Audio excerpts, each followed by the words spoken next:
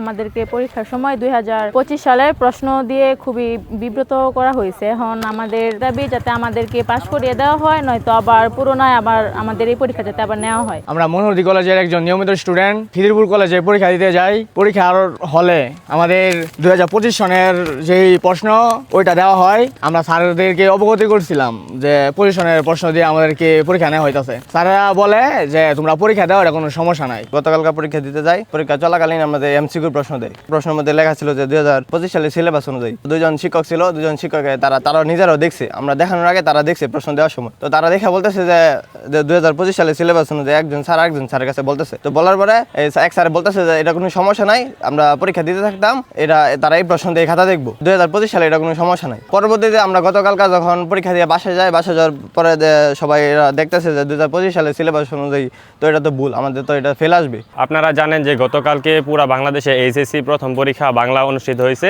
তো এর মাঝে খিদিরপুর কেন্দ্রের মাঝে মনোহরদী যারা নিয়মিত শিক্ষার্থী আছে তাদেরকে 2025 সিলেবাস অনুযায়ী প্রশ্ন দিয়ে দেওয়া হয় উপরের দোতলার 201, 202, 203 ও 204 নং কক্ষের মাঝে। তো প্রশ্ন দেওয়ার পরে 202-এ যখন কমপ্লেন করে ছাত্ররা যে এটা তো পুরনো সিলেবাস অনুযায়ী প্রশ্ন হয়েছে, তো শিক্ষকরা আধা ঘন্টা পর এটা চেঞ্জ করে দেয়। তো যখন আবার 203-এর ছাত্ররা যখন এটা কমপ্লেন করে, তো তখন ছাত্রদেরকে জানানো হয় যে না, তোমাদের কোনো সমস্যা হবে না, এটা তোমাদের এই প্রশ্ন অনুযায়ী তোমাদের খাতা দেখা হবে। ছাত্ররা এই অনুযায়ী তারা পরীক্ষা দেয়। পরীক্ষা দেওয়ার পর হল থেকে যখন বেরিয়ে আসার পরে তারা বাসায় যাওয়ার পরে যখন পরিবারের যে লোক যারা আছে তারা যখন দেখতে পায় প্রশ্নটা, তো তারা বলে এটা তো তোমাদের মেন সমস্যা, তোমাদের তো সমস্যা হবে। তারপরে যখন আমাদের সাথে যারা আছে অনেককে নিয়ে, বড় ভাইদেরকে নিয়ে প্রিন্সিপাল স্যারের সাথে দেখা করি, তো তিনি দায়ারানোভাবে বক্তব্য দেন যে এটার কোনো দায়ভার তিনি নেবেন না। তারপরে আমাদের বড় ভাইদেরকে সাথে নিয়ে আমরা টিউনো মহোদয়ের কাছে যাই। উনি প্রথমে আমাদেরকে বলেছিলেন আল্লাহ ভরসা দেখা যাক কি করা যায়, কিন্তু পরবর্তীতে তিনি আশ্বাস দিয়েছেন যে না, কোনো সমস্যা হবে না। কিন্তু এখনও শিক্ষার্থীরা বিভ্রান্তর মাঝে আছে যে